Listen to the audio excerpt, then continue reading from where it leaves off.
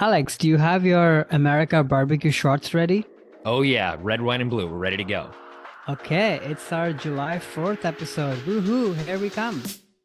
This is Alex from Los Angeles. And this is Karan from San Francisco. Welcome to Movies That Shaped Us. We are two longtime friends who grew up on opposite ends of the globe with very different backgrounds, but were both shaped and are still being shaped by the movies we see and love. In each episode, we'll cover a topic around important people, places, events, and moments in our lives, and then explore it through three of our favorite films. So, Alex, I already touched on what our topic of today's episode is, but yeah, this is a big one. I know we already sort of covered this a year ago during the same time, but maybe you can cue our listeners in on when we did that and how you thought about your list this time. Yeah. So this is I guess an annual thing for us. The second year, Yeah. second year in a row around July 4th, which is a big holiday here in the States. So the last episode, if folks wanted to go back and check that out from a year ago, was episode 19.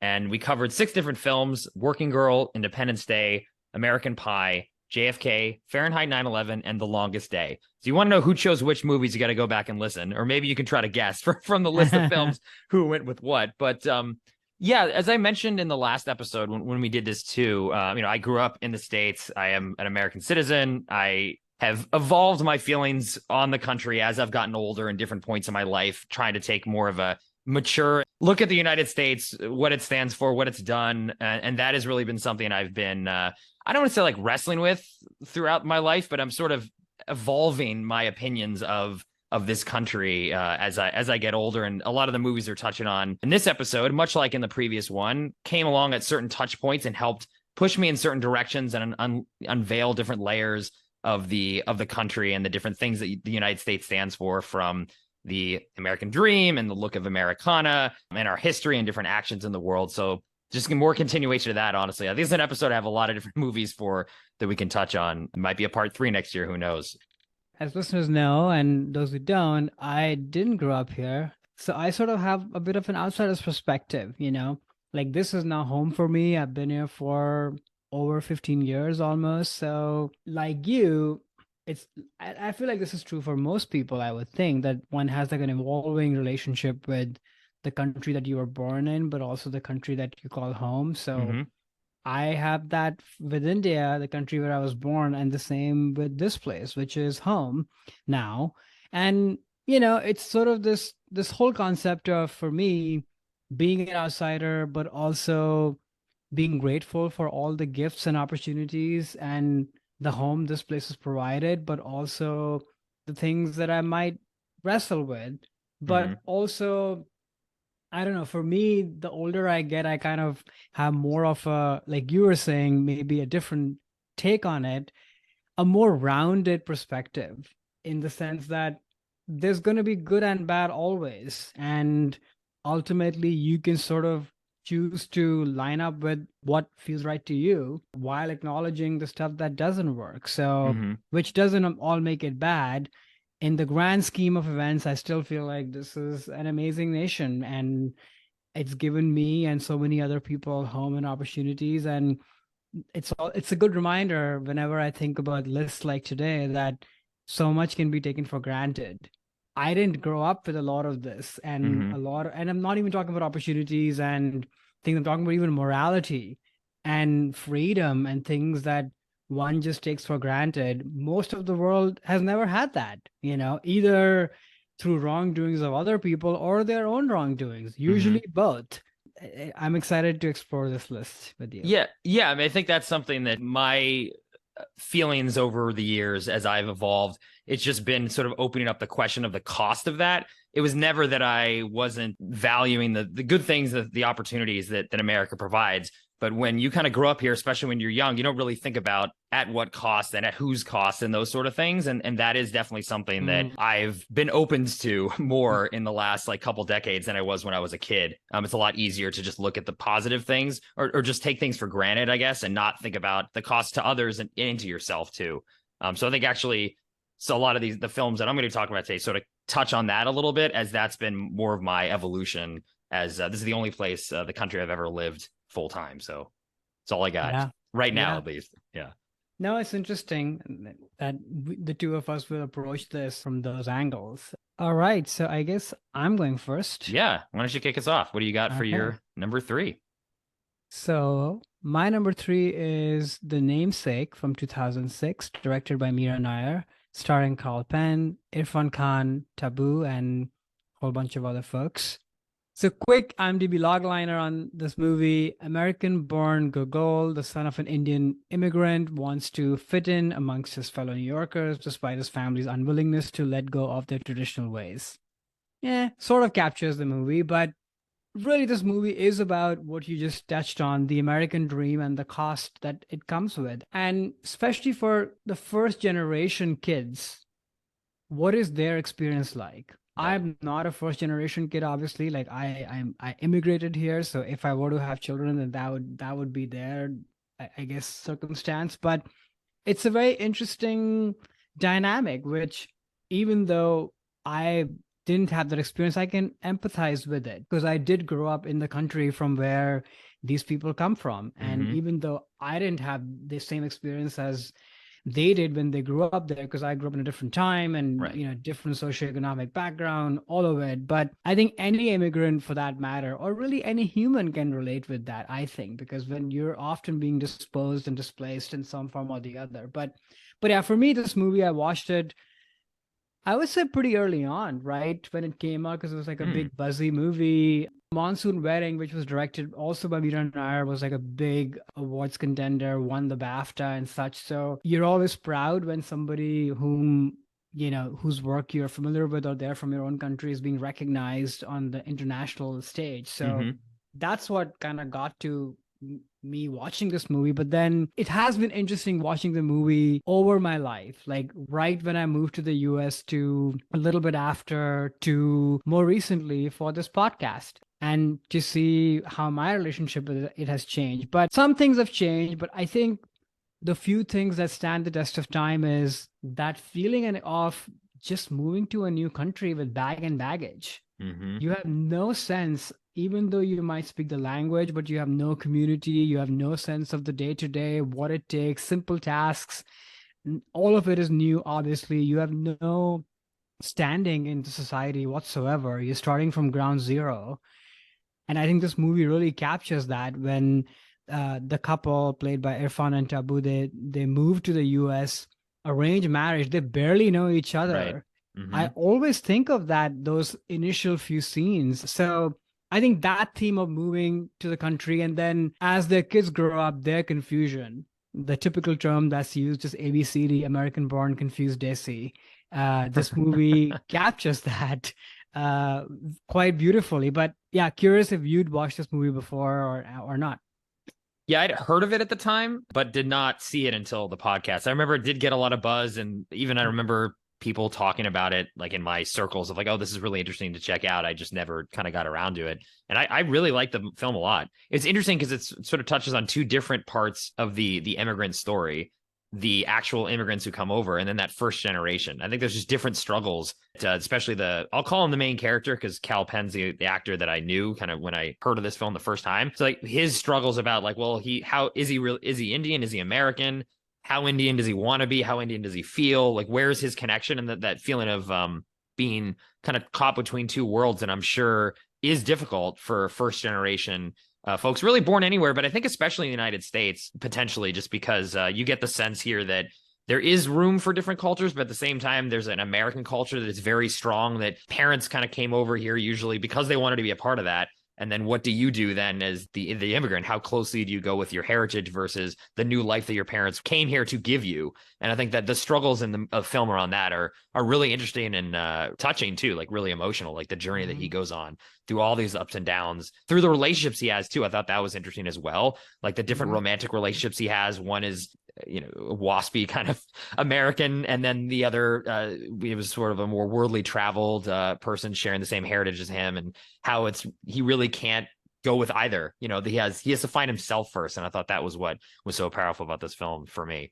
Yeah, I totally agree. And then his relationship with his parents, that also kind of goes through all sorts of things. And, there's typical sort of teenage angst of like Hmm. not wanting to be in the shadow of your parents and such. But in this case, there are other layers of because your home life and your school life are so opposite of each other because your home life is a little bit of a mirror of your home country or your parental home country versus your school life is American. So how do Right. you kind of figure out where do you belong and whose side are you at? But he's also not a sympathetic character. No, That's the he part. makes mistakes. He makes Like lots of he mistakes, and does. Yeah. I think that's the part that's changed as I watched the movie and I've grown up with it. Because when I was younger, I related to the Carlton character a lot because I was Hmm. like, oh yeah, if I were put in these shoes, this is how I would feel, and I would feel kind of lost and what have you. But then as I watched it more grown up, I feel like he makes a lot of mistakes, like most people do. Right. But I think what gets lost in him is that he loses sight of the support and love that he has from his parents, because his parents are actually quite amazing. They're not Oh actually yeah. forcing him to do anything. They're not Right. holding down that, oh, Hmm. everything has to be Indian or you have to be with an Indian person, or Right. there's none of that sort of typical stuff that's shown in the movies and I'm sure exists to some degree in real life as well. They're amazing, and he just loses sight of that because he lets all these pressures and these questions kind of take so much room in his psyche. Right. and Right. and I don't know, a part of me also wrestles with how does that happen, how did that happen to this kid, because he had such a grounded home life with parents who are so caring. How did he get to that place? Because he's very extreme minded in his views, like it has to Hmm. be one way or the other. And to me, that's perhaps the provocation of the movie and why it's interesting that you can look at it and sort of make your own mind. I Yeah. am of the opinion that you can be both. Right, right, right. I mean, I think maybe what he also kind of falls trapped to is something that potentially could be, very American too, of like, okay, like what do you want to do? How do you want to contribute to society? There's a lot of pressure in that decision that you make. Especially when you're young, right? What college you want to go to, what career you want to have, because so much of that this is oriented in the States, at least, around what you contribute in terms of your work life. And maybe then there's added pressures there for him because he feels kind of lost anyway. There's a whole, I guess, allegory around his name being Mm, something that he changes quite often too, which I think just is sort of saying he is wrestling with his own identity. So right. maybe the pressures of the American life and assimilation that he felt added to that and makes him a little more extreme as he kind of thrashes around and tries to find what he wants to do. And he can't really relate to his parents. I think that's a normal thing too. Like Right. everyone's parents are going to be different, but in this Right. case, it's very different. They were immigrants who came over and made choices that he, I guess, didn't get to make, and I think that's part of what he wrestles with throughout the film too. So I do feel sympathy for him, though he doesn't make a lot of the best decisions, and I think you're right. He could have used a lot more of his parents' guidance, especially his father, when Yeah. his father was around and was able to give that. He just took it for granted. He took that for granted. I think his in a way maybe is like his heritage for granted, and what the Indian part of his culture would bring to him. He was trying Hmm. to, maybe had some issue with, oh, I don't want to again be too much like that. I want to fit in more with my kids, Right. my classmates or whatever in high school and college. So that was not at all my experience, and none of these things or anything I've ever experienced in life, but I've had friends that have gone through these things, and I definitely have a lot of sympathy and empathy for those types of situations that they're in. And Yeah. maybe it helped too that like Cal Penn was the only actor. Well, though now I know the dad. He was an actor Yeah. that I knew from a couple films after this one, but Cal Penn is the one I identified with, and maybe that helped me have more sympathy for him because I, Yeah. I'd seen him in other things. Yeah. No, there's definitely sympathy. And, that whole thing, I can definitely relate to that, even though I came here much older. But Hmm. initially, you want to sort of fit in and you almost want to sort of distance yourself in some form or the other. There's a scale to that, obviously, from your own heritage because you want to fit in. So, yeah, I sympathize with that part. I think the other thing is, which is also beautiful to see, is that yes, the parents, when they immigrated, it was crazy and the struggles were real and all of that. But they do end up making a pretty good home and life for Oh yeah. themselves. At the Hmm. very end, like Tabu, the mom, she has friends and has her own self-sustaining life, even though her husband has passed. So Hmm. I think that's the other important thing to note is that it's going to be difficult when you move to a different place, no matter what it is. But you also have to commit to it. You know, what are you doing to bring to the society? After all, you are the guest. And that's sort of my belief, is that you have to earn your way a little bit to be fully welcomed in this new place where you've landed. And they put that effort in. They stay committed throughout the struggles, Hmm. and it ends up working. And of course, it's a two-sided thing. The place that you are at also has to, provide to you and such. So it can't be all one-sided. But I do think the onus is on the guest. At least Sure, that's right. how I've approached. Because before I lived here, I lived in Europe, and even though I had an amazing time, it was very clear to me that I actually couldn't make that home for myself, because the expectation to fit in a certain way in that society, which has even more layers, is even harder, actually. And like you said, there's a cost to different cultures coexisting in the US, but all in all, at least there is something in the roots of this place, Right. that it was made up by people from everywhere.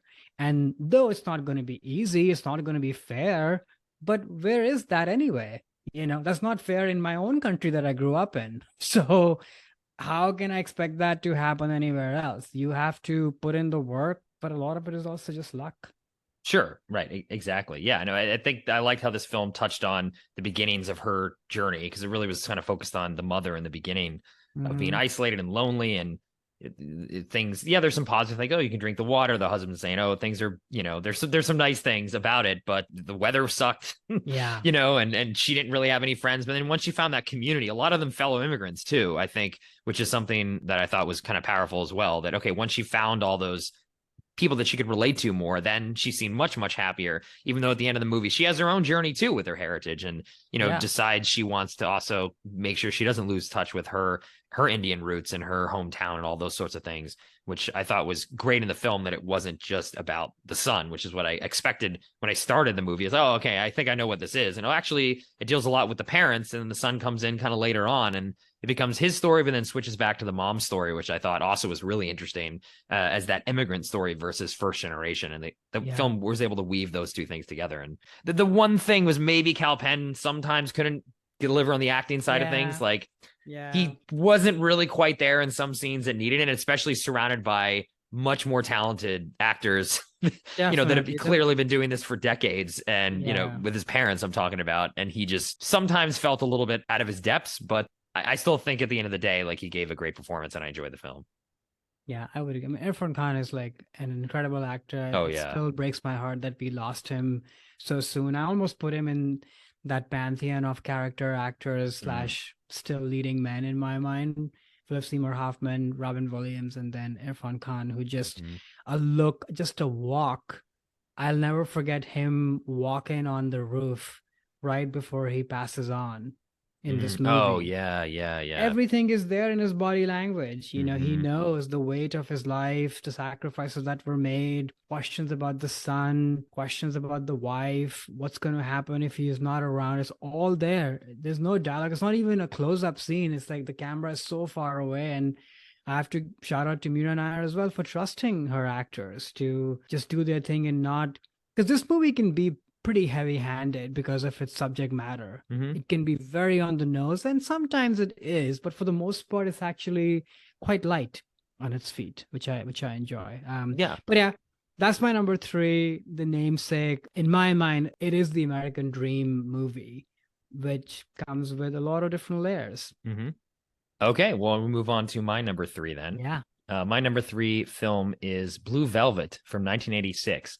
This is a film directed and written by David Lynch, starring Colin McLaughlin, Dennis Hopper, Laura Dern, and Isabella Rossellini.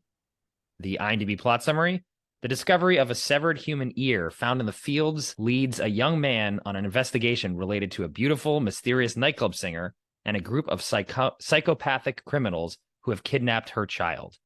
So this movie to me is kind of came along.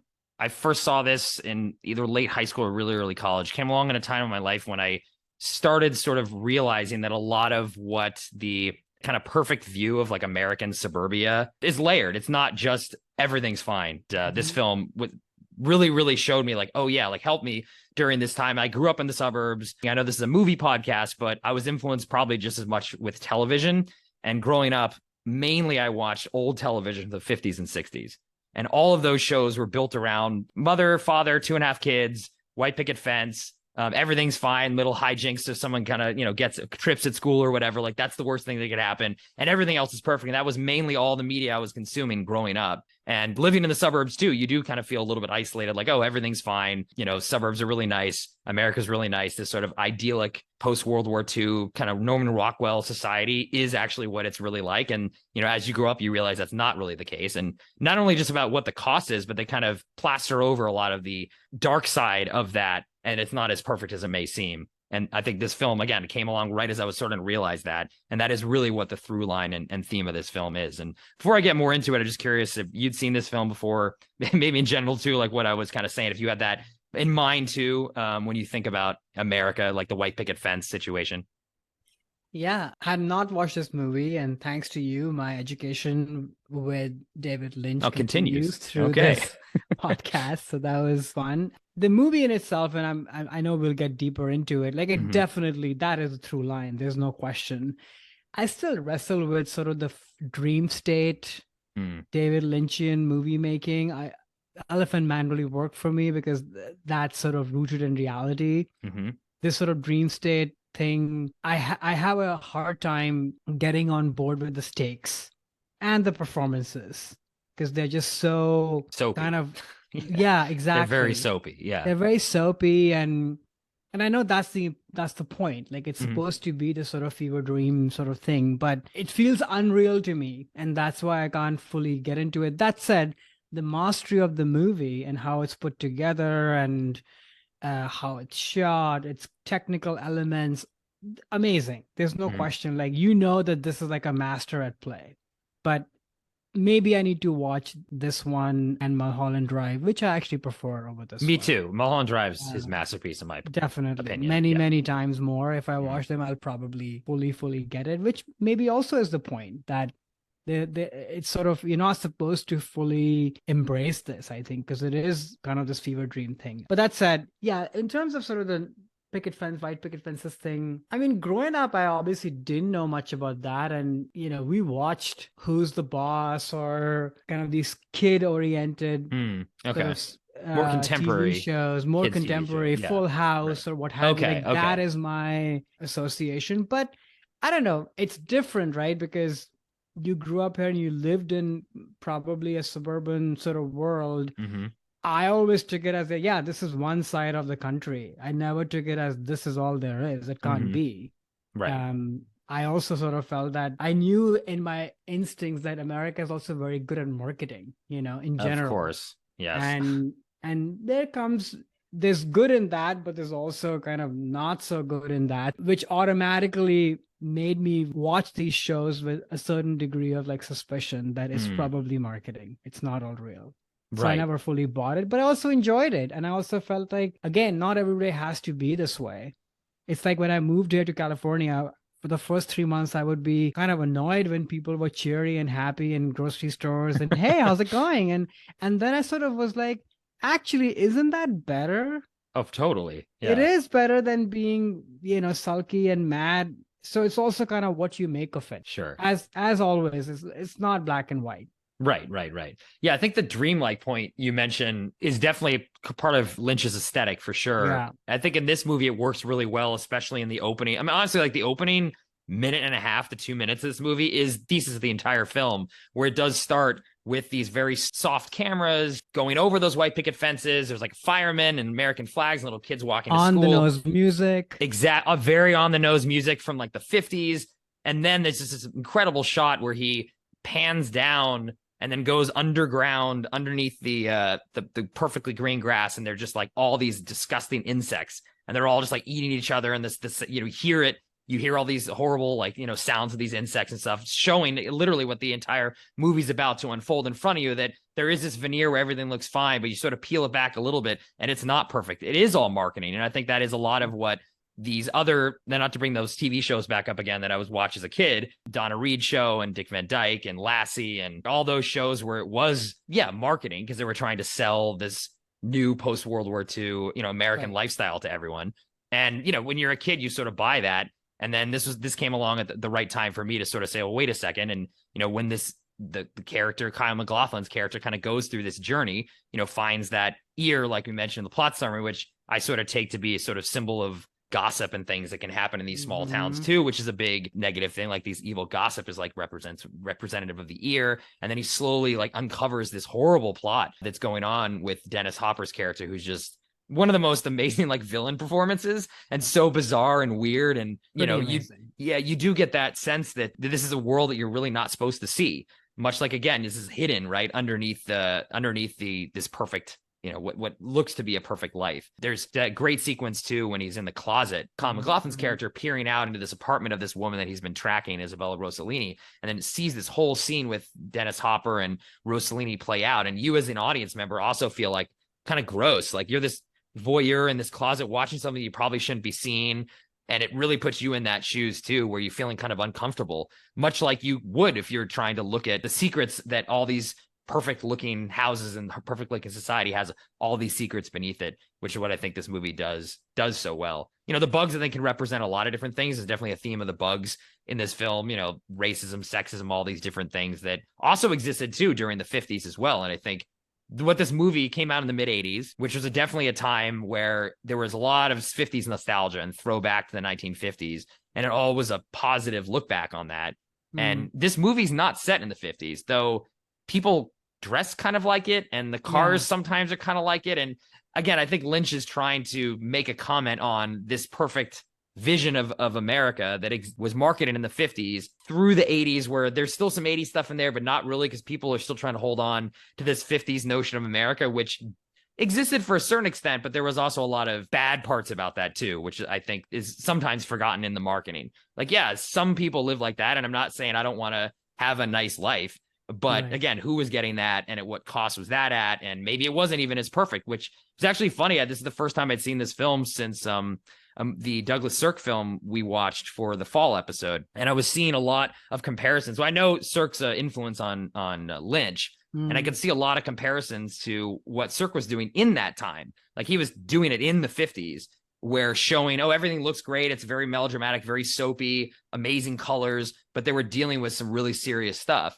And I think Lynch just takes that to more of an extreme, obviously, but maybe it's easier because there's been, decades since that time than what Sirk was doing. But I was really starting to also notice the similarities in, acting styles. Even like the Sirk stuff is very soapy and melodramatic. And I think that's what Right. Lynch was going for with his characters in this film too. Especially there's this one scene where Laura Dern first comes, I think it's her first appearance, where she sort of steps out of the darkness and there's a Right. big swell of music and she sort of appears, and it's sort of like she's yeah, I feel like you're watching a soap opera. But I Yeah. think that again ties back to what Lynch is trying to say here. Yeah, she's great. I think the other thing also is that Isabella Rossellini. Like it's a very hit or miss sort of thing. You like that or you Her don't. performance or her as an actress? Yeah, Her as an performance. Oh, actress okay, okay. and performance. Uh, it's never worked for me. It's like a Oh, okay. caricature sort of thing, no matter where she is. So maybe that, but that's interesting. I didn't think about the 50s movies, but you make a brilliant point with that, which makes me wonder, has this always been that Right. the Yeah. people who lived in that time probably felt all of it, right? The Hmm. marketing and the reality and the struggles and the stuff in the middle. But then over time, what lives is the marketing Right. and what was portrayed, because those dark inner feelings are not often portrayed because they don't sell, because people want something aspirational in Right. that time when they're living. But then later on, all you get is the marketing. So then you can critique and sort of almost feel like, oh, people were foolish and they thought that it was all great. But maybe people were never foolish. Maybe they always knew that this is not real. I know Totally. how hard it is to bring up my two kids and stay in the same job for 40 years, what have you. So it'll be interesting 30 years from now when people make movies about this time that we are living in today. What would that look like? That's true. And I can't say because I didn't live during the 50s. Yeah, But that's I the but I thing. think I think maybe they were trying to believe potentially in that the mark. We'll just We call it are marketing. believing in other things now that are And being right. right. Totally. I don't think there's that much of a belief in this that this exists anymore nowadays, which is maybe just a comment on our generation or society or what have you. But I think the marketing is really key. And I think that is, again, kind of touching on what America has been from the beginning in a way. I mean, if you're a country that is based around immigration, you need to sell a good, hey, come here because of X, Y, and Yeah, Z. So then people came and they're still coming today. But is that marketing real? No. Maybe even no when you're, going over, you decide to make the journey, it's not going to be exactly what they're selling you, but maybe there is some components of that. And I think you hit on something interesting too, that I think that also in terms of the 50s and what they might have believed in at the time, I think also just society in America, you're marketing yourself too. And you don't exactly. necessarily want to talk about the hard things and the troubles that you're going through and the struggles, because you're trying to market a version of yourself that is closer to what the beginning of the Blue Velvet is. Oh, everything's fine. Oh, look, it's great. Everything's fine. Because that's what everyone's telling themselves and telling other people, and kind of avoiding a lot of the things that I think are healthy to talk about. And I just don't think in the US, at least, that is valued as much as what is your marketing pitch? Like, how are you selling yourself and portraying yourself versus how you're actually doing? And Yeah. I think that was always probably the case. And, maybe that's the case in other countries too, but I definitely feel that in the US for sure, that it's a lot about what your image is matters a lot more than actually how you're feeling and how you're doing. Yeah, it's also very human, right? Like I grew up in a True. place where there were rows and rows of slums, but these people always had a smile on their faces. I don't know Mm-hmm. how they were feeding their 10 kids, but they were sort of making ends meet. So I think it's also what makes us survive as a species. I think you have to market to yourself that it's okay and that you'll figure it out. True. Otherwise, all these countries with like a billions plus population and so much poverty, how are they making one day after the other? You couldn't. Mm-hmm. That's definitely true. The last thing I'll say about the film, and it kind of touches on something you were just mentioning too about what people would think today. But in the 90s, I always knew about this as like some sort of illicit, kind of dangerous film. That was sort of the perception of it. Definitely when it came out, it was really controversial, and people Mhm. were, hating on it and saying, "Oh, this is too salacious. You can't put this on the screen." And you watch this now, and it's not controversial at all. I feel like it's very No. much just, okay, yeah, we've seen this a million times since. Is not anything new or normal. So maybe there is just a sliding scale things of just how people relate to this or how much they're believing in this marketing as time goes on. I think less and less that sort of 50s idea of what the idyllic situation is in America is, fading away. Not that, again, it probably ever existed to the way that it was marketed, but I think even the marketing is not really working anymore, because this has been shocking. You watch this No, movie, yeah, of because the course, new there's marketing is bad that stuff. all that was bad That's and all true. that You're didn't right. work. So that is the That's new true. marketing that we have now chosen to believe in, I think. Well, yeah, that's another debate we can have. I Yeah. would argue that it didn't work. No, it didn't work. I Right. agree with Yeah. that. But I'm Yeah. saying that now that's the marketing, that all Oh, that oh, was just, so that's the thing. We as people, we always have to believe in some marketing, is what true. I think. Right. Right. Right. And There's this is the current marketing we believe in, even though I agree it's true. But it's never the entire truth, is what I'm trying to say. Sure. Sure. Of course. Yeah. I mean, Yeah. it's definitely, again, in the world is black and gray. There's things that are bad, and then there's everything else that is who there's layers to it. I'll just pick gray. Okay. I believe there is bad things. Yeah. Okay. You're right. You're right. I There are got bad things that you. are I got bad you. that are there's no gray to Yeah. them, but Yeah. yeah, I agree. most of the things are gray, Most but there things are are some gray there's got some with a things in black, sliver and of it's bad. just, yeah, exactly. Definitely. Okay, to move on from Blue Velvet, then, what is your number two film that shaped your view of America? So I guess we're staying in the suburbs. So my number two is Home Alone from 1990, The same directed suburb, basically. Yeah. basically directed by Chris Columbus, written by John Hughes, starring Macaulay Culkin, Joe Pesci, Daniel Stern, Kathleen O'Hara. I don't need to even tell people, but here's the log line on Home Alone. An 8-year-old troublemaker mistakenly left home alone must defend his home against a pair of burglars on Christmas Eve. Honestly, the title's the log line. One of the Basically. few times where the title's like, this is what the movie's about. You don't Yep, even need the log line. exactly. Plus, I don't even know if there's anybody left on this planet who's not watched this movie Or, yeah, or definitely heard of it. Yeah, or that's a definitely really heard good of it. point. Yeah. Yeah. Kind of riffing off and building on what you were saying, this is my sort of marketing of suburban life from the US. And I was saving that for this movie because this is what I watched growing up, as most people. And this world of a beautiful big house with a large family, all the possible access to you, beautiful snow, Christmas, big tree, a beautiful church. Like all of this sort of felt like what living in America, or maybe the West even, might feel like. And it mostly felt quite joyous and such. But then over time, as I watched this movie over and over again, I don't know if they intended this, but to me, there are lots of like deeper themes to this that to me represent America. Mm. So the spirit of independence and consumerism. Like I always think about this, that if I were left home alone as a kid, I would be crying my eyes out. I would be petrified, terrified. And this kid is excited, confident. He wants to go to the store, buy stuff for himself, and basically enjoy all the things that he didn't have access to, or was asked not to indulge in too much in. Mm-hmm. Well, he did have access to all of it, but he was just asked not to indulge in. That's not what would occur to me, and that to me is very signature of, I think, the American value system and experience in my mind, of that of individualism, independence, and consumerism, versus I grew up in a very group society. So if Mm-hmm. your group and community was somehow, snatched away from you, or you were abandoned from it, you almost felt like you were lifeless. And it would take a lot more courage. So on one hand, you can label it as consumerism and maybe even selfishness, but on the other hand, it's what gets him through. Because if I were left in that house, I would be dead on day one. Oh I would be no. attacked by the burglars, Oh, and I they wouldn't weren't know how to gonna defend hurt. myself. They would never hurt you. They were just nice Probably guys. They were not. just Or trying I to take your would stuff. just starve to Starve to death death. after Right, a right, while, right.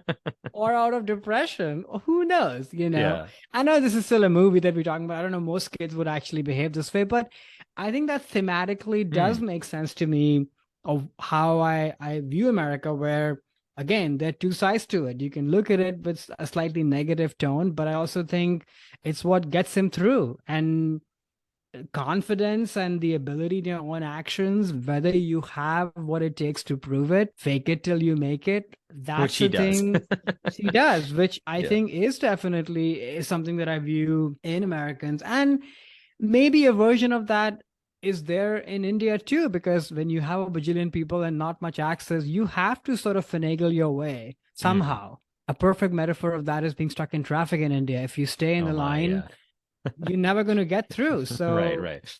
you have to somehow, circumvent cows and dogs and cars and trucks and what have you to get ahead. So I guess it exists everywhere, but I don't know. This movie always stands in that light to me. And then Mm.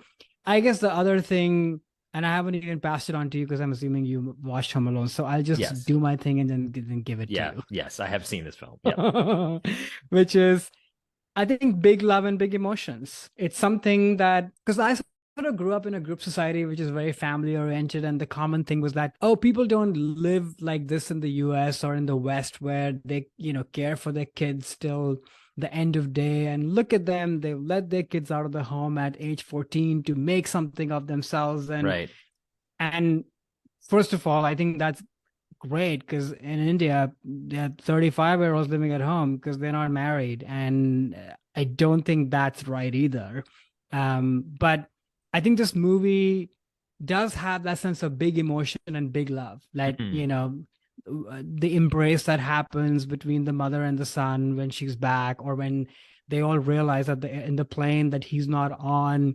It's very heightened, but it's also what I associate, that people are, in a weird way, here don't express true emotions, but they also express a lot. Mm. It's a weird contradiction that I always think about. I like the themes that you've uncovered in this film. You bring this up, and I sort of was seeing that too, but I almost like flipped. It's like, Mm, yes, he is expressing his individuality throughout this film when he is left home alone, but the cost is literally like physical pain and, at some yeah, points, like kind of sadomasochistic it's selfish for sure. behaviors on these two robbers who are not initially trying to cause him any kind of physical harm at all. And that is the cost of, you take that individualism to an extreme. That is, you have to hurting other people comes with that too. It's actually funny too that you mentioned this, because there's a YouTube channel that I like to watch, and there was a video they did on Home Alone once where they were talking about all the deleted scenes and things that didn't make it in. And, there was a couple speeches by the robbers and giving them motivation to why they were doing this. And they ended up cutting them out because they didn't want to make them too sympathetic. But there's a speech Joe Pesci gives about the reason why they're robbing all these houses is because of the commercialism that's displayed at Christmas, and that everyone's forgotten the meaning of the holidays. It's not about being with your family. It's about buying things or going off to Hawaii on vacation. And he's angry at that and that commercialism. And that's why he's taking all these things from the rich people in this neighborhood, which is actually funny because that does hit on the theme that you're talking about too. Again, they cut that out of the film because they wanted you to dislike the robbers. You didn't want any backstory there, but it's a really kind of interesting, and I never knew that existed or ever even thought about the motivation of these robbers. They're just trying to steal stuff. But there was this nice little speech about that. I was like, oh, it is kind of, and then I do feel bad for them. And I'm like, you know what? If I was Kevin, I'd be like, yeah, or, Macaulay Culkin's character, I'll just take all my stuff. My parents probably have insurance. We live in this really nice neighborhood. I'd like let them in and let them take whatever they wanted. And then just, claim, oh, they beat me up or whatever when my mom, who forgot me at home, finally comes back. Yeah, it's I've definitely seen this film before. I've actually never liked this movie. Even as a kid, I've grown to sort of like get it now of like, okay, this is a mainstay of just movies. So I'm not going to like turn it off if it's on. But yeah, I just have a thing against kids when they're left alone. They're trying to be adults. I like the kids just to be kids. And I'm like, why would you try to do all these things? I mean, I get why, like, mimicking and all that. You may have a good point of like things you can't have. Then you try to like act like a little adult when you're a kid. And I just never found that cute. Even as a kid, I remember seeing this movie like, I don't know, it wasn't that good as a kid. But I think you touched on those themes too, like are really kind of resonant in what this movie does kind of reveal about America. I agree with that. I just sort of take it as like as showing more of like negative things about it, even with the fact that the family forgets him and don't care enough about him enough to give him attention and all these so things lost because in they're their own thing. They're all selfish in that way, and probably working all the time too. Who knows what the dad does to afford a house like that? But I'm sure it's something that keeps him very busy. And he's never really there for Kevin, even though obviously the end of the film, the mom does come back, and there's that resolution with also Kevin sort of learns through the not homeless guy, the old man, right? It becomes about family too, because he misses his daughter and wants to reconcile with them. So there is this like getting together with your family, and that's maybe all that matters. But Kevin doesn't get punished for what he does to the robbers, which is kind of extreme. Well, but anyway, it's a kids movie. I'm not gonna I'm not gonna go that far and like take the side of the robbers. I mean, they are after all robbing. They got insurance. I don't know. I like Joe Pesci. Maybe that's the thing too. Yeah. But yeah, I would say, I mean, a lot of people live and die by this movie. I actually like the second one better. Oh, really? One, I don't know. Okay. I find that a little bit more fun, but yeah, it's also a kids movie. It's like a mainstay. It's even weird to critique a movie like this because it's such a part of our growing up. Oh yeah, and all of that. And it's still very joyful, and he's great. Like, how many kids can hold the screen that way, an entire movie on their shoulders?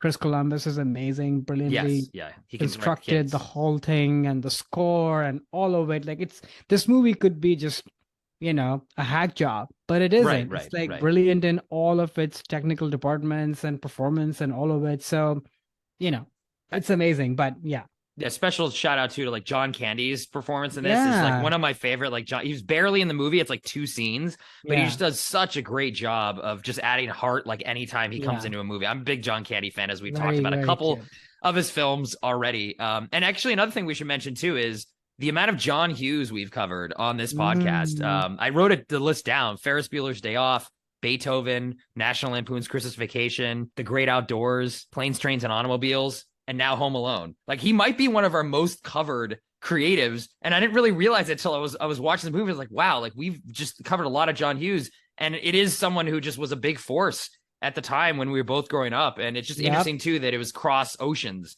that all these movies are connecting with you, because it wasn't like all these movies were mine or yours. We put a mix of them. Honestly, I think it's almost 50-50 with which of us brings these films here. So I thought that was kind of interesting that he really hits on some Americana or childhood, like something, but he definitely was a big, strong creative voice when we were growing up.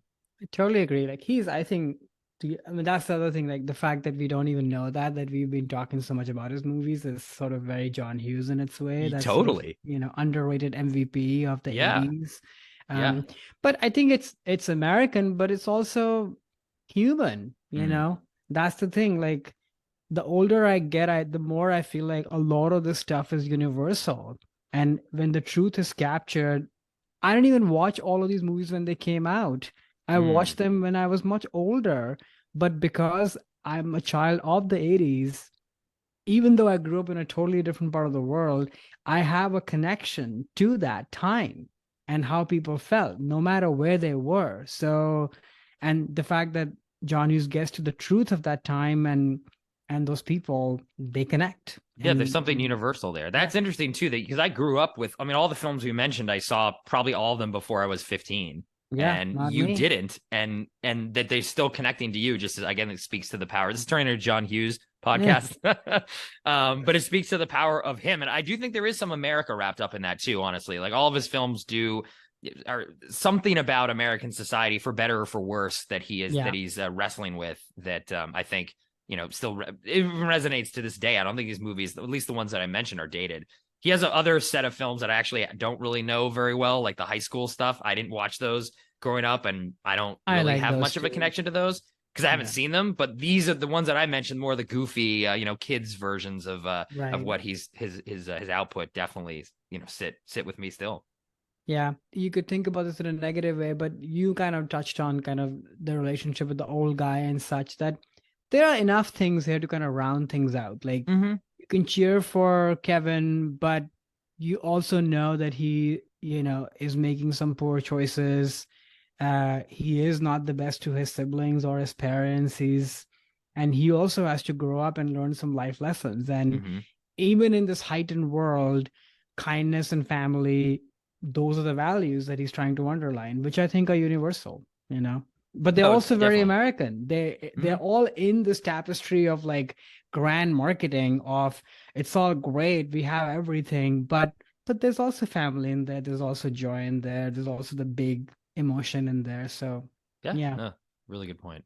I still All side with right. the Wet Bandits though. And actually, in mentioning all these other movies, I'd love to see a crossover of Beethoven and Home Alone, to see Kevin McAllister with that dog and both of them just totally chaos Chaos everywhere. Would be everywhere. really That's funny. I would watch that. I would definitely watch that. Okay, that's an idea. We'll pitch that. Don't No one take that. Well, that's one of our. We'll add that to the list of movies we have to produce. We just need the rights to both franchises and mash them together. All right. What is your number two? Okay, my number two film that shaped my view of America is Avatar from 2009. Film written and directed by James Cameron, starring Sam Worthington, Zoe Saldana, Sigourney Weaver, Stephen Lang. IMDb plot summary: a paraplegic Marine dispatched to the moon Pandora on a unique mission becomes torn between following his orders and protecting the world he feels is his home. So, probably similar to Home Alone, which is also the number one movie of the year it came out. I'm sure a lot of folks have seen this film. I saw it at the time several times in theaters. It's kind of aged really well for me personally. And what this movie kind of hit me actually on a rewatch at the time, on really being helping me see at least the United States through like a different lens. I mean, this is not anything that I didn't know. And the fact that we are a, settler colonial society, we were founded by Europeans coming over to a country that already had an indigenous population on it. We were here to, extract resources from that land.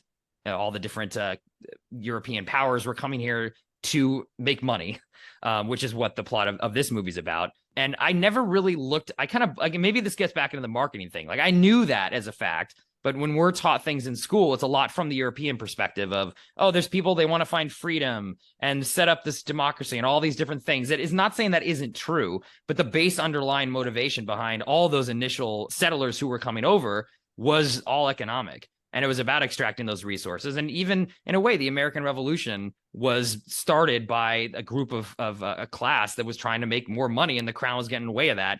It wasn't necessarily about a lot of the other things that we were taught in schools, or at least I was taught in schools. And it was funny, like this movie for some reason made me kind of reposition America in my mind of like, okay, well, basically, and not that this is like disparaging of it either. It's like, okay, well, at the end of the day, this is why we were founded. This is what our purpose was. And there was a cost to that too, which was, again, the indigenous population. So, there's a lot of things going on in this movie. And this was actually the main theme that resonated with me the most. I mean, there's comments on, environmentalism and all these other things that, yeah, they come up. But to me, this movie is about colonialism, capitalism, imperialism, which are three things I associate with the United States. Yeah, the same pretty much. And sort of this kind of macho attitude that we can sort of go anywhere and Oh, make right. it Yeah. our own or fix it, even though it needs no fixing. But ultimately, it is always about greed and power and money, right? Which is sort of what it's not just an American thing. It's sort of it's a human thing. I think it drives Mm-hmm. everybody Mm-hmm. in all sorts of ways. So in a funny way, Jim Cameron has sort of become, even though I know he's doing this to make a point and this he's not for this, but his enterprise of putting in all this money, and I see the same themes in him too. He's sort of, in my mind, the poster child of America and blockbuster filmmaking. Big is better, Mm-hmm. Mm-hmm. and yes, there's a lot of technological advancement in it, and it brings all these people together, and billions were spent and billions were made, but it's also kind of gross in that sense, because it's just like so much like Mm. nobody asked for this, but I'm fine. I'm happy that this exists, but it's just too much, which is another aspect of sort of America and the West and such, like too much, which, That's a really interesting point. Yeah, yeah. Cameron is Canadian, but I Oh, agree actually that no, but I agree honestly that a lot of a lot of his films are touching on these similar themes, and there is this contradiction there, right? Of this is like the biggest movie that's ever been made and made all this money, and there was a lot of messages in the movie sort of are going against the thing that it is, which it is American actually. This is a nation built yeah. on total contradictions. Like I was just mentioning, I think initial founding of the country was one thing, and then we're telling ourselves something else, which I'm not saying that wasn't true about the freedom and all those sort of things. But there is this inherent contradiction at the heart of the US. I mean, you can even take it as far as everyone's created equal, and yet, major parts of this country for the first almost 100 years are built on the backs of slaves. Okay, there's a contradiction right there in literally the founding of this country that I think is something that I've wrestled with more in the last 10 years. And really Mm. around the time, again, when I saw this movie on a rewatch and was really noticing that there's even a scene in the beginning of the film where Quaritch, who's like the main bad guy, main Marine, is sitting there sort of telling actually it's the introduction to the character, telling all of his, troops, like what their mission is on Pandora. And there's a kind of a medium shot and he's standing behind the window with these Venetian blinds on it that are basically it's the American flag that he's standing in front of, like it's at a patent. And that's something that once I realized that, I'm like, okay, well now like the whole thing of what this movie's trying to say is sort of unlocked to me that is way beyond the surface level environmental messages. It really just is about like what the motivations are behind, again, not only the founding, but a lot of the things we've been doing as a country in the last 200 years is about that exploitation of resources and peoples too. It's both. It's the earth, but it's also other populations around the world, which I find so fascinating that this movie sort of helped bring me to, honestly. Yeah, makes sense to me. That's kind of how I always looked at it. I will say though, watching this movie again, especially on like a regular screen and not a large screen, is It's just different. It not. hits different. It is different. Plus, with the new Avatar, like this doesn't hold up. Visually, you And mean? visually, Yeah. and then also, not that I felt this way when I watched it when it came out, and the only time I watched it because I was so swept up in the spectacular of it. But all the things that really hit me hard in the new movie, which we talked about earlier on the Right, we podcast. did. I should mention that. Yep. Yeah, Yep. the stuff about the dialogues and the on the noseness and the story and all, they are all there in this one too, Mm-hmm. which I was sort of laughing as the movie was going on. So as I've said before, I'm not a fan. Right. No, I know. And for me, it's odd, actually. This movie's aged better for me. Like, I liked Interesting. it when I first saw it, and I saw it maybe like 4 times in the theater. I thought it was fine. And the more I've watched it, the more I realized what a kind of like a master work it is from him. And I've appreciated it even more. It's odd. Like, even kind of like removing the visual stuff for me has laid bare more of these themes that, yes, it is very simplistic, which I think in movies like this, where the characters actually similar to Blue Velvet too, where the characters aren't really necessarily characters and more like representations of something that the artist is Right. trying to say. You can't nuance that It's broad as much. strokes. Yeah. Exactly. You want the broad strokes because you're trying to say something that is a broad stroke of good and bad, and you shouldn't Right. be doing this and you should be doing this. That's a way to look at the world. Also, maybe why this movie was such a global hit. You do broad, and that's becomes universal. And Right. I know a lot of cultures around the world, indigenous cultures affected by different forms of colonialism, the U.S., European, etc., really resonated a lot with them. And that James Cameron has quoted that he's been surprised that how much these populations will reach out to him and say, oh my gosh, I feel seen for the first time through this film, which is just kind of powerful and interesting to me, especially as someone, yeah, I'm not an indigenous population anywhere, but what he does in this movie is he really makes you side with them as the humans are the bad guys, which are you. So you're rooting against your own kind, which is something too the main character wrestles with. And at the end of the movie, he gives up his human form, and the natives win, which is something that is very different from a lot of other films that touch on similar themes. You always has to be a downer ending, like Dance with Wolves. The Native Americans do get wiped out. Last Samurai, these other movies of similar themes where there's a colonist who's trying to be on the side of the natives. That never works, but Cameron's able to say, you know what, it does work. And not only that, the main character gives up everything that makes him what he is to become fully the natives. Like he goes native in every way he physically could. Like he puts his brain inside of a body of someone else. Like Costner couldn't do that in like Dance with Wolves or Tom Cruise in Last Samurai. And that extra angle to me just makes the movie more powerful. I don't know. It hits me more in that sense of like, wow, like really giving it all up fully, like in a way that I could never do, even if I did want to like give up the fact that I'm American, and join some other side. I can't. I can only do that so much. I can't go the full way. And the fact that Jake Sully does go the full distance in this movie, I don't know, it's just powerful to me. But yeah, it's odd. Like I don't know why. I've liked this movie more the more times I see it, and maybe it is again because it readjusted my view of this country and what that dichotomy and that contradiction at the heart of America. Wow, that is powerful. I guess another missed opportunity to kind of, play with that in the second movie where, yeah, you gave up your identity to be somebody else. That can't be easy. That has to come with so much more. You can't just be somebody else, there's so much.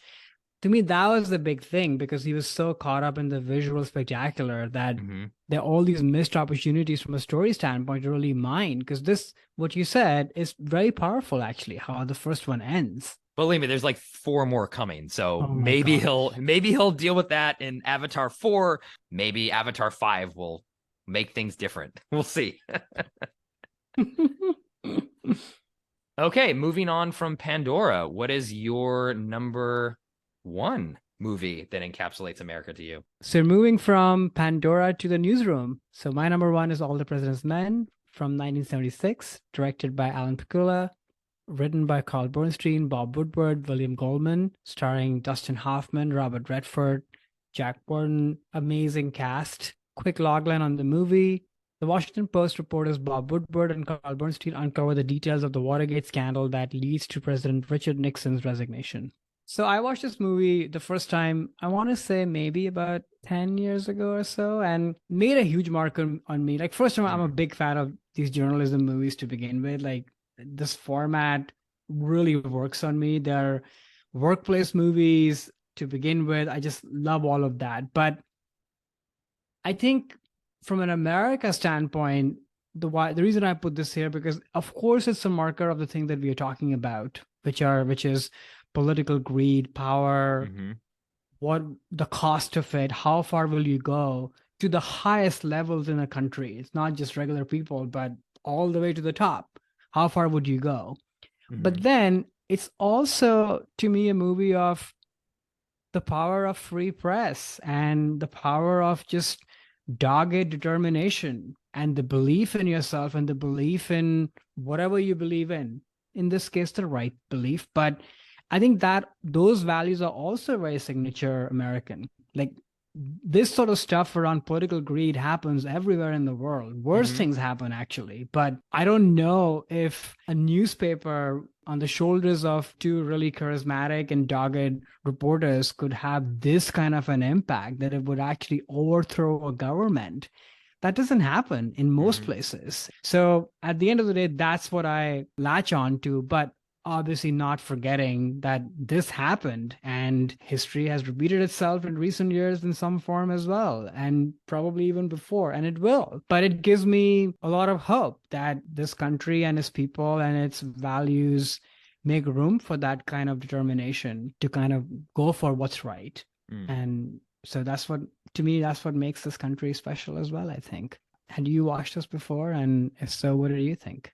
Yeah, I'd seen this film, I want to say maybe like 20 years ago in college, and really enjoyed the film and hadn't seen it actually since then. So it was interesting to kind of go back on this Mm. rewatch and look at it through the lens more of like contemporary times than, Mm-hmm. 2000 and whatever, and just be more separated from history too, which is kind of interesting piece of it. I think it does with the journalism, it's interesting. It's like two parts of it. One is very much like it's not sexy work, so much knocking on doors, Yep. interviews, people hanging up on you. There's that great scene when they're in the library going through like every person who's ever checked out a book there to try to find one name Yeah. on the card. And the camera kind of pans up and they're just sitting in these aisles, like trapped in like some kind of machine. And it's like, yeah, this is what, and it didn't even work. They didn't even find what they were looking for. So it really does show the effort that goes into the journalism piece.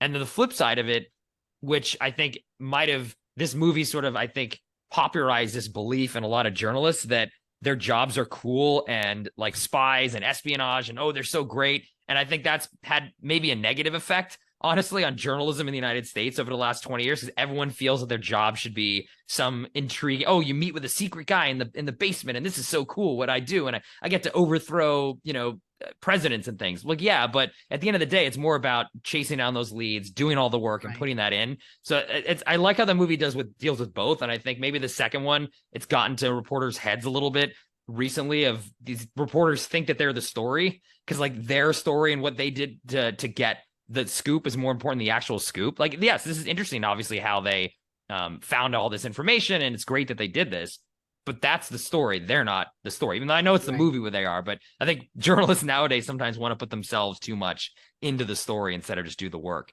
But I love the do the work stuff. And Dustin Hoffman's performance, especially, is so good. And the dichotomy between the two of them and the different styles of like Redford Mm-hmm. sort of being more like this laid back kind of guy who's getting along, you kind of implied by his good looks and charm, versus Hoffman's really there just like really trying to push these people into informants and get the information, really go out there. And he has like more of that energy than I think Redford's character seems to just be like everything kind of given to him a little bit, which I love that dynamic and how well then Yeah. they work It's together. perfect casting Oh, and the yeah, way they play off each other, um and yeah, you're right. Like it's grunt work, and totally.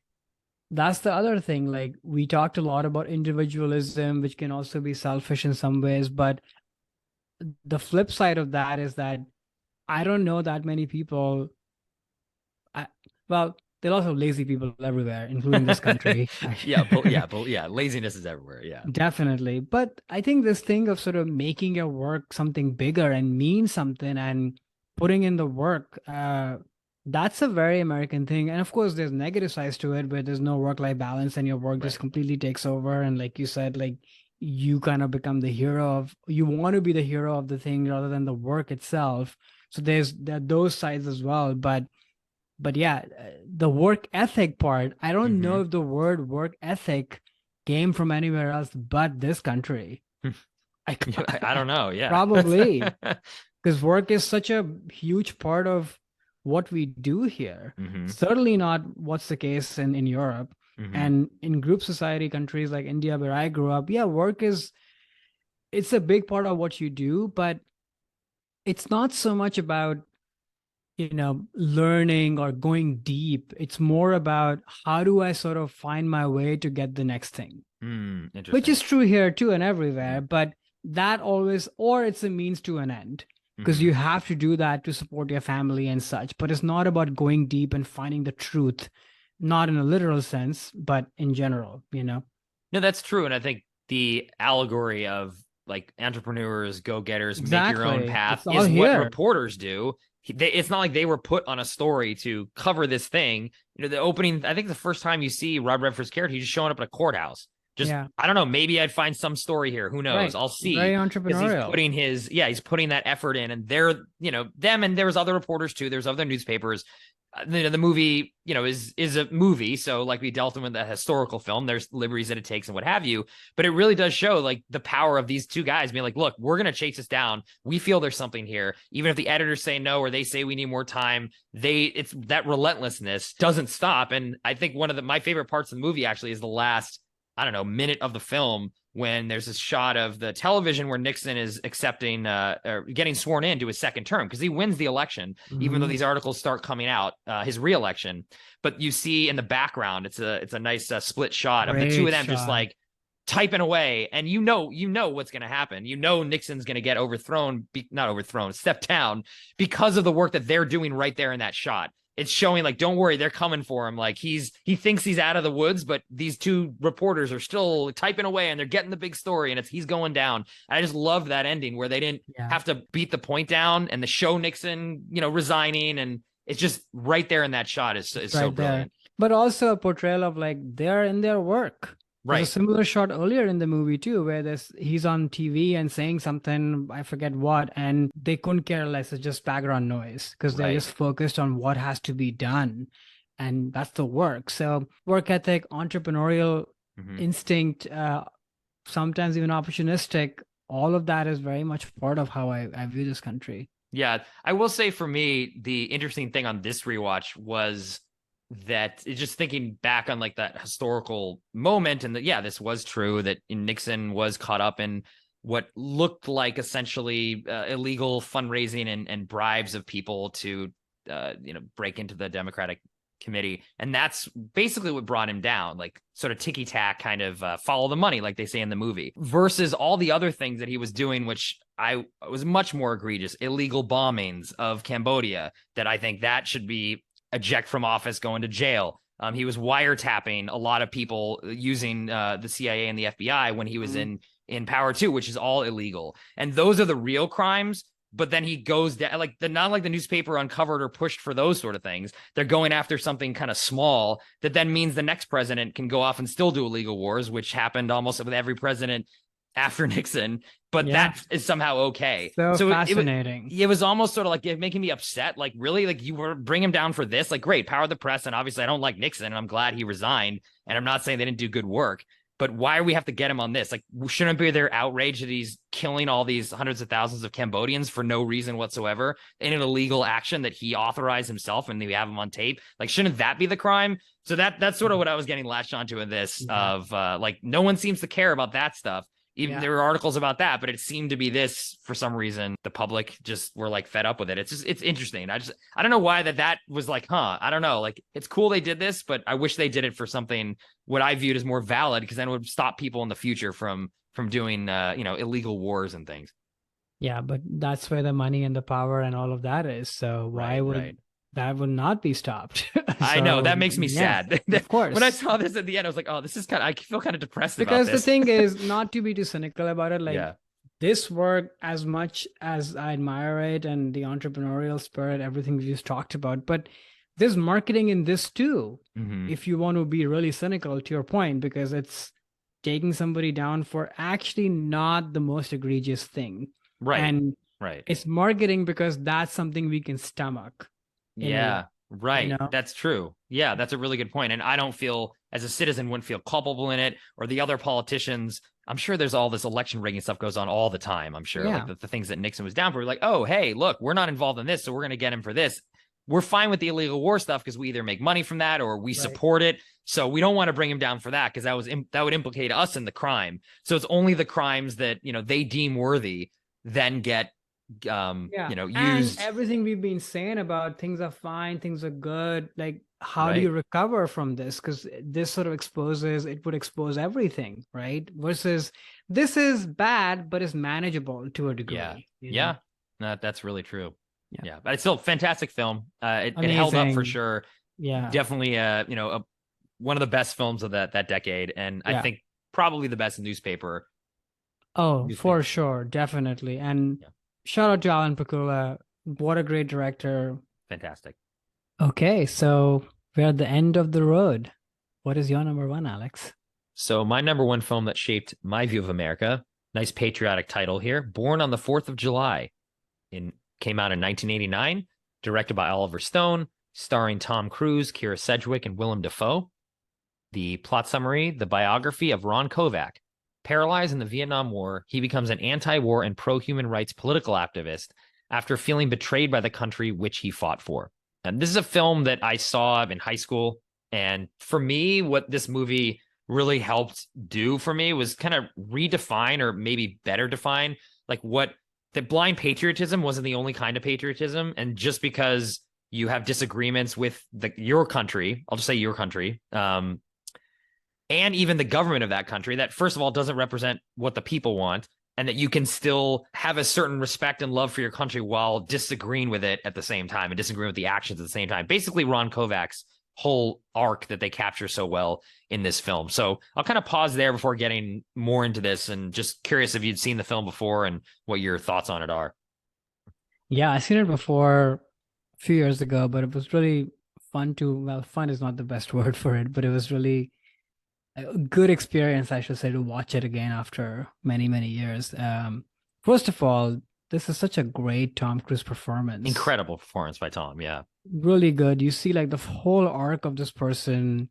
And yeah, the themes that we've been touching on throughout, right? Like that sort of Americana marketed version, things are fine, the small town where they grew up in, all the dynamics with the mother and the father, and you know how kids are sort of propped up. And it's American, but it's also sort of pretty universal, right? That your parents sort of live through you and push you, but they also can sometimes put you on a pedestal that you probably shouldn't have been put to begin with. So, in fact, that to me was the thing that I was seeing more of this time on this watch of, yes, it's about America and patriotism and those themes, but it's actually very much about family and growing up as well. It's a very sort of parent-child movie as well. Like those seeds are sown at the very beginning. And you could argue those parents are also maybe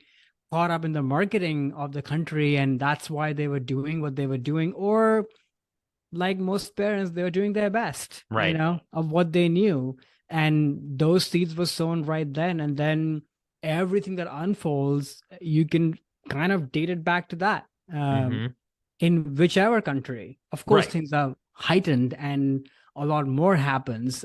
So yeah, that's the part that struck me more this time. But everything else you said about the blind patriotism, the heartbreak that happens with that, how you get disillusioned, the cost of war. Shameless plug, we did an episode on war earlier, a couple of months ago. This is definitely very much, dead center in those themes as well. Like, why are we even here fighting this war? Yeah, the veteran hospital scenes in this movie are just so horrifying. And you know that that's still probably the case, unfortunately, not just in the United States, but I'll just speak in the US. I just don't think we treat the veterans, the people that have already made that decision, even if it was maybe the wrong one, you disagree with it, they made it and now they're back. And I just was crazy just in the last couple years, just seeing how hard it was to get a bill passed around giving victims of the Iraq war. There's some burn pits that they were next to and horrible health issues, and the government just refused to pay for any of it. And it's like, guys, like, yeah, the war was wrong, but they went, and now they have all these issues. Like, we can't help them out. So those scenes are just so terrible when you see what he was going through, because he does get paralyzed and in the hospital in New York, and it's just really horrifying stuff that Tom does a great job in acting. I think also credit to Oliver Stone too, who was also a veteran. He fought in the Vietnam War, of not shying away from any of that stuff. He's really just shining a light on how terrible that is. And it's not some, great sacrifice where you feel good about if you get injured in war. I mean, you maybe feel that a little bit, but you have to deal with the real world cost of the fact that you're now in a wheelchair, and then going back to his family and all the issues that they then have of him getting situated into this new life of now being handicapped because of that decision he made. But it wasn't even that though that got him disillusioned. I mean, that's what this movie is so interesting in terms of the track of his life. He's still saying that whole like America, love it or leave it, sitting there in the wheelchair, and that's still what he believed. And in this film too, like he leaves the country and goes off to Mexico when he gets really disillusioned with it. He does get angry at how they treated him, and he leaves and he goes off to this weird sort of drug-induced I won't use the word paradise, but sort of like retreat of all these other injured veterans. And he's getting a lot of drugs and a lot of women, a lot of alcohol. And he just sort of lost in that because he decided to leave the country. And then it's when he realized, no, I'm going to go back and then start actually Hmm. voicing my voice and trying to be someone enacting change of things I don't believe in and not just give up on the country and run away from it. I mean, that is really powerful too, because that is honestly, like, in my view, that's a harder and more patriotic thing to do, to not give up and Totally. to realize, I'm going to sit here, I'm going to fight for the things that I believe in, even if the country doesn't and the government doesn't. But I'm gonna still do that because I do care at the end of the day. And I've definitely been against a lot of the things that we've done as a country, protested the Iraq war when it was going on, very much against that, but I didn't give up in the sense of like I left. Like, no, I was like doing what I could as a college kid at that Right. time to push back, and that is, I don't view that as anti-American or No, non-patriotic. it's It's a actually, more powerful form of that expression. yeah, exactly. And I think that value, like we've talked before, even with all the president's men, that to me is also very American, that you can Yes, take those yes, matters in your own hands and do something about it. There's something entrepreneurial about that. And in most places, that doesn't exist. You just, sign up with the herd and just right. stay there. The cost of standing out is much, much higher in other parts of the world. That is definitely true. Though I do feel like the whole love it or leave it thing it's not like that's not used here. That's used here all the time. Like, I've been said that people have said that to me Definitely. over the years too. And it's like, well, no, I think it's actually stronger that you're not just kind of giving up. You're fighting for these things. And I think it really just shows Ron going through this whole experience where in the very beginning it was all gung ho. And I think Stone does a great job too with capturing that Americana, similar to like Blue Velvet in the opening couple shots or scenes of this idyllic, everything's great. He's got a high school, he's got his wrestling team, everything's kind of fine. And he then still wants to go off and fight his country and then comes back. And yeah, it's not fine anymore.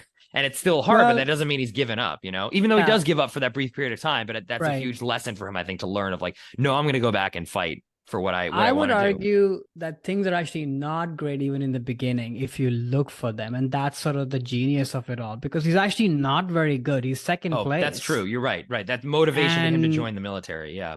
and even at sports and whatever things is he's doing, it's not great. The parade at the beginning, all those veterans who are touted up, you can see they're miserable. And it's not like everybody is happily, ignorantly cheering them. They show baby Ron, kid Ron, look at them and be a little bit distressed because Mm-hmm. he can see that all these veterans are kind of bothered by the sounds of the cameras and the Yeah. guns and everything. So it's actually not Mm. all fine. It wasn't even then. Yeah, there's But hints of that. That's a the really good hints of point. that. Right, that parade scene in the beginning where, you know, and then he's in that situation later in the movie too, where Yeah. he starts having visions, flashbacks, which I'm Those sure were some of the happens to most most heartbreaking veterans. scenes to me, actually. Just being propped up like that and being so miserable and hollow, and you have no direction. What's going to happen? You've given the sacrifice. Your life has totally changed for things that, yeah, choices you made, but also choices that you didn't make. You Hmm. never, those were the parts that really broke my heart. Even this Yeah. time, I was watching this on a flight and, tearing up. Yeah, I mean, a lot of that I think Yeah. is to, yeah, Ron's life story is very inspiring, but I think just Tom does such a good job Yeah. of going through that journey and taking you on that. Where in the beginning it is like he's like, yeah, I'll do any sacrifice, I don't care, I'll die for the country, like that's more blind patriotism side of things. And then when he goes through that transformation and realizes that he's now fighting for what he believes in, and that is what's giving him that purpose. After he was hollowed out, and I think that's what the Mexico sequence is really, just the hollowest he can be. I mean, he's just Yeah. there, just getting sensory pleasures, and it's not doing anything for him. It's once he realizes that he has to fight for something, which I do think is, to your point, part of like America too. I think the fact that you can do these things and protest your government, even though it might not do anything, which is annoying, but at least you're able to do that without any at least government consequences. I mean, there's social consequences, and people were attacking him even in the film when he was turning against the Vietnam War. But I think that is a thing that I value in America for sure. The fact that you can do this, You can. and exactly, that's important. And he actually, I saw him speak in my college, and I lived in London for a bit when I was in college, and I participated in an Iraq war protest that he actually led. which was cool. Like just seeing him still out there. He's not just the Vietnam thing. He protested the Gulf War. And again, like I said, the Iraq War. So he really, this is his core belief. And he's still trying to get the message out there of, you know, the wrong things that this country is doing. And I think that's also really admirable that's still some, it's not just personal. It's just his war. It's all these wars and all these horrible things that we're doing. He's standing up against them. That's pretty amazing. But as a movie too, no surprise, every Oliver Stone movie looks amazing. It's brilliantly made. I mean, Oliver Stone is nothing but subtle. So there's definitely that. It's a lot of broad strokes. It's a lot of things on the nose. A great score, but I that was the one thing that I kept thinking of, that I wish there was like a variation to the main theme. Is there was, in my mind, there was room to sort of play with that. Again, it's with the broad stroke stuff. You know how I feel about that. So like, no, we don't need this theme repeated like 2 million times. We could have used this sparingly to kind of really underline where it needed to be. Look at me giving notes to John Williams. John Williams, yeah. Shut up. What's actually funny on this rewatch, like the score stood out to me, and I actually listened to it afterwards. It's so very good. I don't remember the score being this good. It was just one of his better, like late. I usually don't think about this movie when I think of John Williams' sort of later career, but I mainly that one theme that I was like, yeah, I'll listen to that over and over again. But yeah, I mean, the movie I think is one of Oliver Stone's strongest. On every level, it works, and I think a lot of the credit does also go to Tom's performance, just kind of carrying this thing through. It's good use of him because he also is like that, like sort of dogged commitment, and I'll do whatever it takes, and in fact, then it subverts it. And there's disillusionment, but then there's dogged pursuit of this other thing, right? That's also kind of for the right stuff, but kind of crazy. Yes, right. So it's crazy on both sides, actually. I don't know much about the real guy, but at least in this performance, it's from one extreme to the other extreme, which is sort of how Tom is too. Right. Yeah, that's a great use of Tom. Like, Tom is not that subtle either. No. So you use him in these ways, he can really deliver a great performance. Again, I think this is one of his best, easily. Oscar nominated, didn't win, but I think this is one of his best performances. Yeah, I would agree. So, any films that did not make the list this time? Yeah, so Chinatown was a big one on my list that I almost put in here. Minari from a couple of years for The American Dream. Thought about that, and that's it, I think. So for me, I had a couple immigrant stories, Godfather 2, Once Upon a Time in America, and Scarface. Some films dealing with just the costs of intense capitalism in this country, Showgirls and Wall Street. And then 2 movies that I feel capture a lot of the zeitgeist of America and what it means to be American in the last 20 years. Richard Jewell, the Eastwood film, and then Team America World Police. And then Poltergeist is a more extreme version of what Blue Velvet was trying to do and show the cost of sort of this idyllic suburban life. But I didn't watch that movie as much as I do Blue Velvet, so I just left that off the list. It's a pretty fascinating list. So, Karan, what do we got coming up next? We have a little bit of a change in format. Why don't you tell the listeners about that? Yeah, so from next episode, we're sort of trying something new here, which is basically talking about filmmakers, actors, directors, and such who really shaped all of our films. So the first series that we're going to do, these are going to be bonus episodes that'll drop in, in between our regular episodes. The first one is going to be on Tom Cruise. So our series is all about actors, kind of fitting because we just, went through a Tom Cruise movie. Yes. And then after that, we'll be back to our regular episode, which is basically around movies that shaped our love of watching movies in a group. So yeah, very excited about that episode, but also very excited about this new series of, really talking in depth about actors at first, but then hopefully after that, filmmakers, directors, screenwriters, and such who really shaped our love of film. Yeah, so all you folks who are disappointed in the weeks that we're not in your feed, we will now, starting soon, be in your feed every week with some sort of content. Hopefully you won't get sick of us after that. So we're available on all podcast platforms as well as YouTube, where you can listen to just specific reviews of all the movies that we've covered. And make sure to rate, review us, share this around with a friend, for that holiday barbecue. Maybe you'll throw us on in the background while you guys are grilling your hamburgers and hot dogs. And so don't forget to subscribe, because that really helps us get found in the algorithm. Well, goodbye and happy 4th. Goodbye. Happy 4th. Kevin.